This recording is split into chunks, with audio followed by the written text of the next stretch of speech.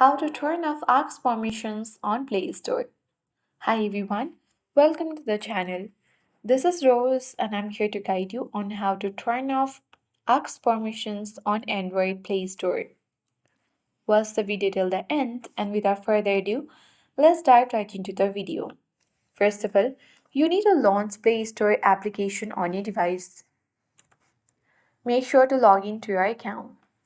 Head towards profile icon at top right corner of the screen and then choose settings from the menu bar. Then you will reach on the section where you will get multiple options. Simply choose family and expand this. Select parental control. As you can see, it has been turned on. Now simply toggle the button off for parental controls and enter the PIN to modify parental controls. And you can see that we have successfully turned off parental controls. Now, this will turn off the app's permissions for Google Play Store.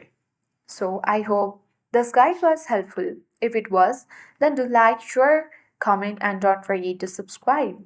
Thanks for watching and see you in the next video.